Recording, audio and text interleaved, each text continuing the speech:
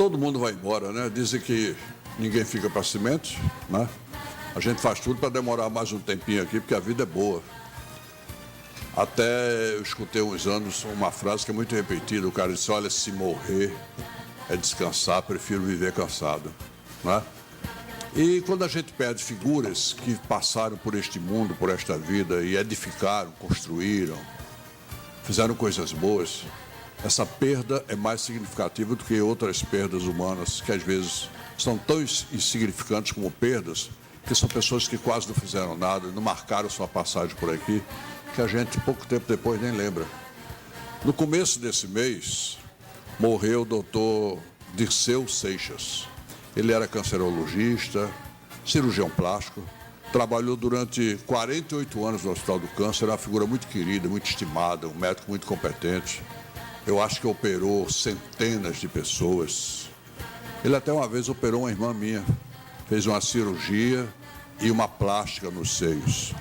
Era um médico muito querido. E doutor Dirceu Seixas teve um infarto fulminante na hora que estava operando. Caiu por cima da paciente que estava sendo operada. Olha que drama na sala de cirurgia. Atendeu o médico e atendeu a paciente que estava anestesiada em plena cirurgia. Estava decorrendo a cirurgia. 2 casos que chamaram a atenção do hospital, mas o doutor Dirceu não resistiu, foi um infarto fulminante e faleceu. E muita gente, de uns dias para cá, tem se comunicado comigo, lamentando. Gente que conheceu o doutor Dirceu, que teve parentes cirurgiados por ele, gente que era paciente dele. Então, eu quero fazer esse registro agora e pedir a Papai do Céu, né, que é o nosso Pai Celestial, que receba, já deve ter recebido o doutor Dirceu lá no céu, com muita proteção e com muito amor, porque ele foi um médico que marcou sua passagem aqui por este planeta, fazendo bem, sem olhar a quem. Boa tarde. Uma ternurinha. Eu recebo hoje aqui o deputado Silvio Costa Filho, ex-secretário de Estado. Boa tarde, Silvio. Boa tarde, Samir. Boa tarde, secretário Ricardo Leitão. Nessa quantidade enorme, nessa cesta de tantos nomes para a Prefeitura do Recife, o Silvio também é um deles, né, Silvio? Bem, eu fico feliz, Samir, de estar sendo lembrado. Tem candidato que não é brincadeira, né?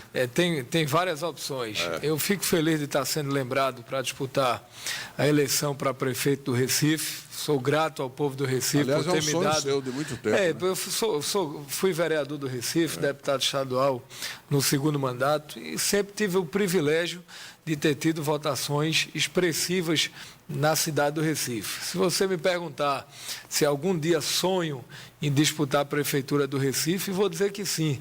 Agora, Tancredo Neves tinha uma frase que dizia muito claramente... Tancredo era raposa, né? Tancredo dizia que a eleição majoritária não depende apenas de um desejo pessoal, e sim de um conjunto de fatores. Se algum dia nós tivermos a oportunidade, o privilégio de poder se apresentar à cidade do Recife, a gente quer estar preparado para esse processo. Outro candidato é um amigo meu de muitos anos, jornalista, trabalhou e deu uma grande contribuição ao governo Miguel Arraes, foi sempre um amigo pessoal do doutor Arraes, a esposa dele também.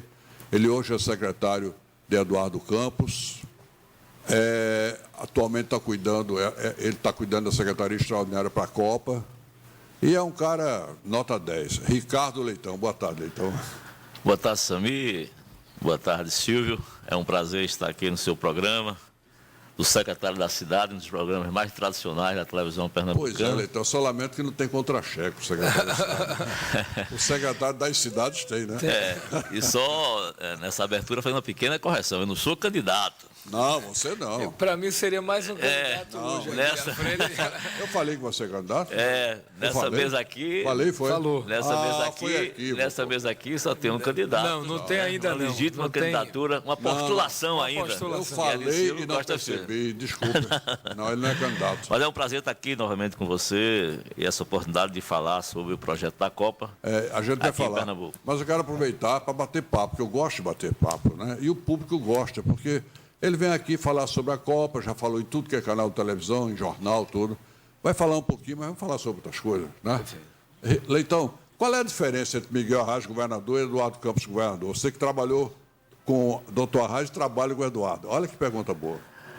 A diferença, na essência, não existe. Os dois fazem parte da mesma vertente política.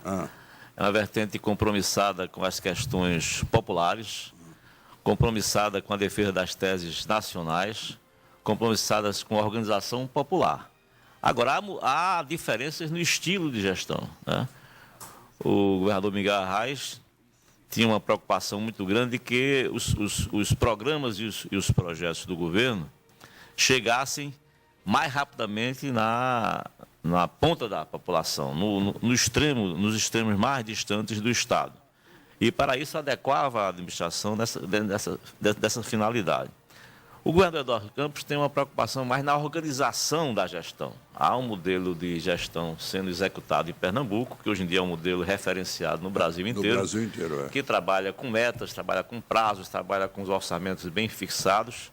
Isso está dando um resultado no sentido de conseguir impulsionar, acelerar as ações do governo do Estado em todas as regiões. Agora, como os tempos são outros, Eduardo, então, estaria hoje situado num novo tempo, também com algumas outras metas que não eram naturais na época do Dr. Arraes. O contexto político é muito diferente, né? Na época que Arraes foi governador, somente no primeiro momento do governo dele, havia uma radicalização ideológica muito grande no Brasil e somente aqui em Pernambuco. Era esquerda e direita. Isso sem dúvida nenhuma, tocou, influenciou, atingiu o processo administrativo do Estado. Essa polarização dificultou a administração, forçou o governo a tomar atitudes que depois foram enfrentadas, no caso aqui de Pernambuco e no Brasil, pelo golpe militar.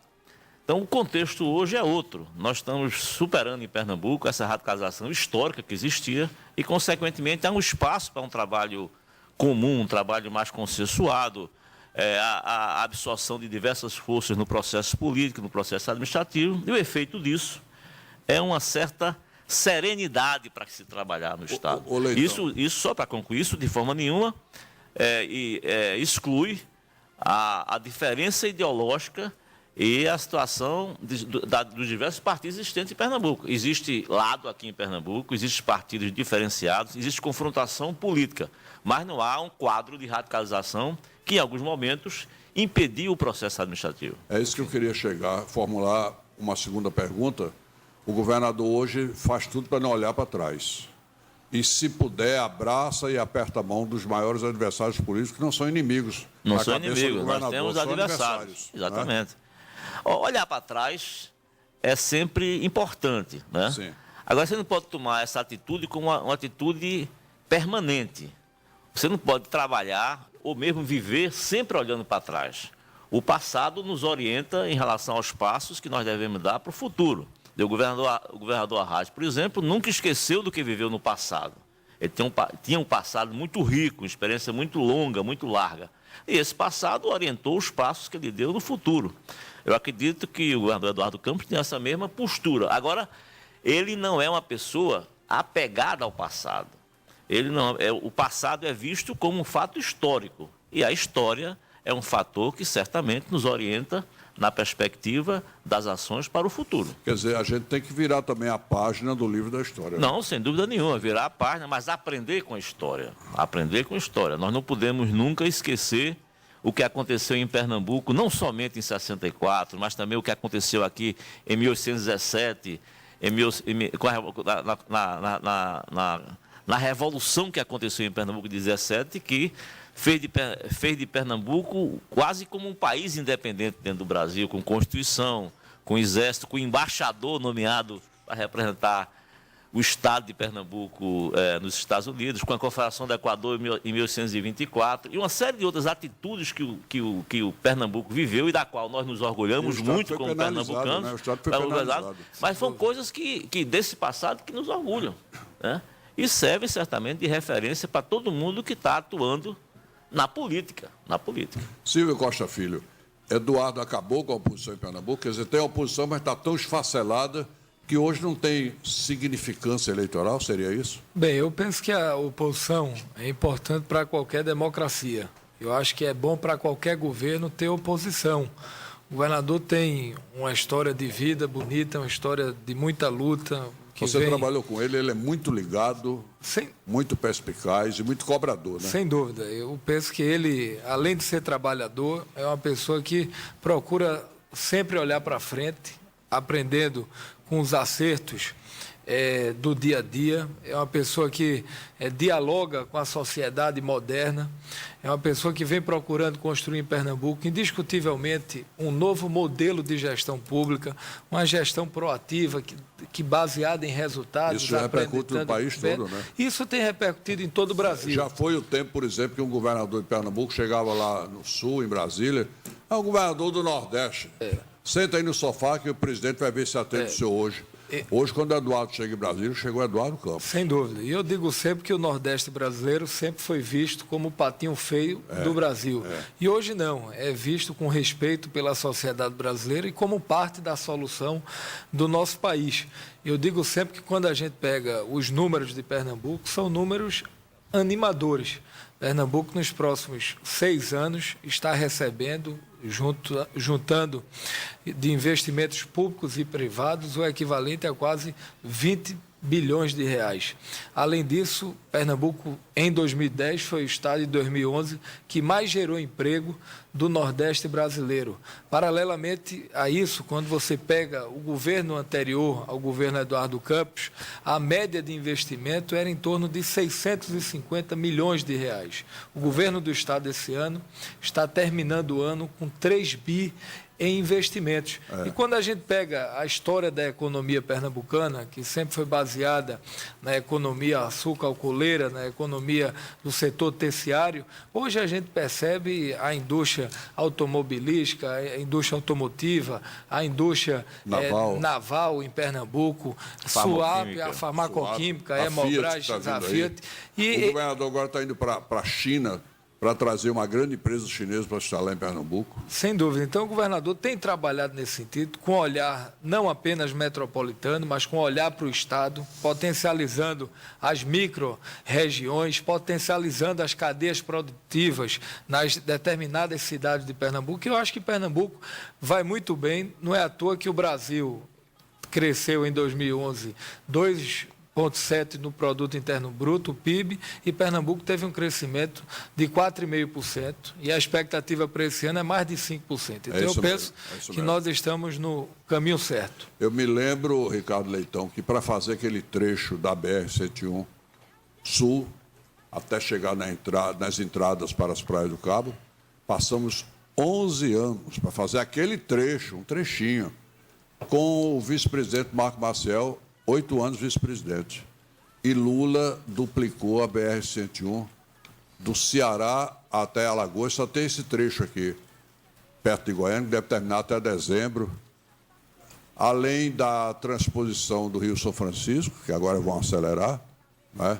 A Transnordestina e tantas outras obras. Quer dizer, foi uma parceria. Eduardo Lula, que deu certo, e que modificou a paisagem do Nordeste, principalmente de Pernambuco, né, Leitão? Não, sem dúvida nenhuma. Nós devemos muito, como pernambucanos, a decisão do presidente Lula de apoiar Pernambuco, de contribuir para que Pernambuco retomasse o seu espaço político tradicional. Pernambuco sempre foi, não sei se eu lembro, na década de 50 ou na década de 60, um estado com muito peso na economia e na política do Brasil. Eu sou torcedor do Náutico Timbu, mas o Pernambuco era o Leão do Norte.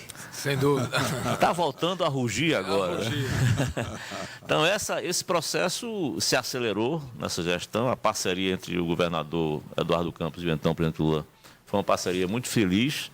Aqui também para o governo federal. E a consequência são esses dados que o deputado estadual Silvio acabou de citar. E as obras estão sendo feitas na região metropolitana. Exatamente. Os índices de crescimento que o Estado apresentou nos últimos 5, 6 anos. No momento, o conjunto de obras na região metropolitana soma, somente na parte do sistema viário, quase 2 bilhões e meio de reais. Nos últimos 50 anos não houve nada parecido com isso. Então haverá um impacto muito forte na principal região do Estado, onde está concentrada a população e a economia pernambucana. Isso decorrente de política, de projetos que foram apresentados e de uma sequência de investimentos que começaram lá atrás com o SUAP, depois se aceleraram com o polo naval, o polo siderúrgico, o polo farmacoquímico, o polo automotivo e agora a Copa, que é um projeto que não deve ser visto apenas como um projeto futebolístico. O legado da Copa do Mundo em Pernambuco é o maior legado que o torneio vai deixar no Brasil. Se nós tivéssemos uma Copa a cada 2 anos, nós iríamos disparar. Na área de Ricardo Leitão, por exemplo, nós vamos ter um grande desenvolvimento na área de São Lourenço, Camaragibe, Carpina, Paudalho, a zona oeste do Recife, não é, Ricardo? A decisão do governo do estado de localizar a arena e a cidade da Copa no oeste foi uma decisão tomada a partir de critérios urbanísticos. O que acontece? Nós temos uma concentração populacional e econômica no sul, em torno de Suape. Temos uma concentração histórica, tradicional, no centro metropolitano, com o polo de serviços, o polo administrativo e político, o polo médico, o polo de tecnologia de informação, o polo educacional, etc. E temos um crescente polo se organizando no norte, com o polo alto, com as fábricas da Fiat e todas as fábricas que ela traz em torno dela. As satélites. As sistemistas, né, são cerca de 60, e mais ainda a área da área farmoquímica. E agora... Mas no oeste não tínhamos nada. Ao contrário, tínhamos grandes vazios com terreno de propriedade do governo do estado, cidades... A Mata Norte muito carregada de problemas sociais. Cidades médias. Com população, servindo só como dormitórios para pessoas que trabalhavam na região metropolitana. A ideia de levar para lá a cidade da Copa, que é um empreendimento imobiliário, onde vão morar e trabalhar cerca de 80 mil pessoas... É uma nova cidade. É para ela se transformar num vetor de crescimento, num vetor de atração da urbanização no sentido do oeste. Isso. Se isso acontecer, nós vamos estar com um desenvolvimento mais equilibrado, o adensamento populacional mais equilibrado dentro da região metropolitana.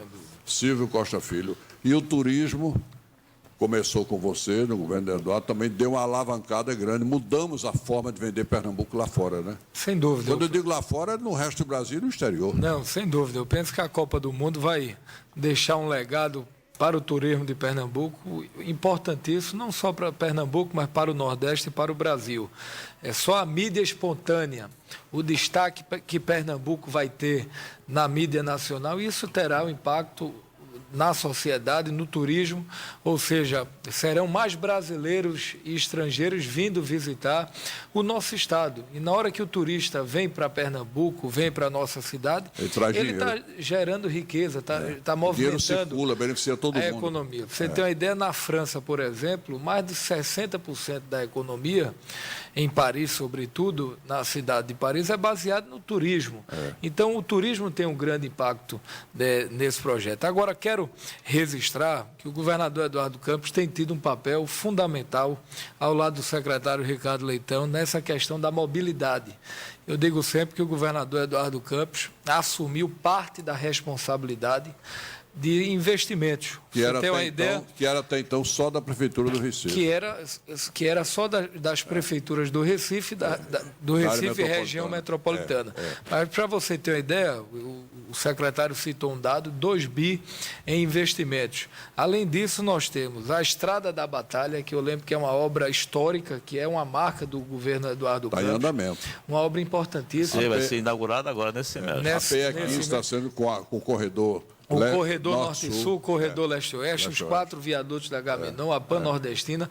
Então, esses investimentos... A Avenida Caxangá, que são os corredores, esses investimentos terão um impacto importante na mobilidade. Agora, cabe o gestor municipal também assumir a gestão do trânsito, o cuidar das calçadas, porque tem uma lei que foi criada nos municípios, e partiu em 2003, que as calçadas antigamente era de responsabilidade das prefeituras e depois passou a ser de responsabilidade da população. E o cidadão primeiro compra uma moto, troca de carro, faz um ajeitado na sua casa e calçada ele não cuida. E as prefeituras cuidam de tudo, de limpeza urbana, de contenção de morro. Eu tenho defendido na comissão que está na hora das prefeituras da região metropolitana reassumirem a gestão das calçadas. Hoje, 90% das calçadas não são cuidadas da cidade do Recife, por exemplo. E outras calçadas são ocupadas. E 30%, Samir, eu não vou nem falar na questão da acessibilidade do cadeirante, da pessoa que tem algum tipo de deficiência. Mas 30% da população, diariamente, vai trabalhar a pé. E quando você viaja à Europa ou aos Estados Unidos, prioridade da população é andar a pé, é andar pelas calçadas. Então, é se exercitar. Aqui é necessidade mesmo. A gente tem defendido na comissão, Samir, um grande choque de gestão das prefeituras da região metropolitana, tem defendido melhorias na iluminação pública, esse olhar para as calçadas, um grande ordenamento no trânsito, ampliação dos agentes de trânsito, das guardas municipais através da CTTU. Enfim, são ações através da Assembleia que a gente está debatendo com todos os canais institucionais de participação popular, com a sociedade civil organizada, e a nossa ideia, ao final de abril, é apresentar esse grande diagnóstico, radiografia, sobre as problemáticas da mobilidade e quais são as ações que Estado e prefeituras e iniciativa privada irão fazer. Bom, para que a Arena esteja pronta para a Copa, e esse é um trabalho da área de Ricardo Leitão, nós estamos tendo uma outra obra maravilhosa, a gente tem que dizer assim, maravilhosa, extraordinária, do governador Eduardo Campos, a 408, que vai até Carpina. As obras já começaram de Carpina para cá e estão indo daqui para lá. Já tem um bom trecho que você trafega na melhor condição e a Arena também está dentro do cronograma, né, Ricardo Leitão? Tá, nós vamos chegar agora no final de março com 35%, já passando de 35% de execução. A expectativa é que superemos os 50% no mês de junho próximo e o cronograma avance a ponto de Pernambuco se habilitar para receber não apenas a Copa do Mundo 2014, como também a Copa das Confederações em 2013. A obra da 408, como você bem disse, está bem adiantada. Ontem começou a construção do viaduto, que vai ligar a BR-408 à cidade da Copa. É uma obra também fundamental em termos de acessibilidade à cidade da Copa. E há outras obras também vinculadas à Arena que vão servir para esse legado que Silvio se referiu. A construção do ramal Cidade da Copa, a aquisição de 15 novos trens para o metrô, construção de estações novas para o metrô, os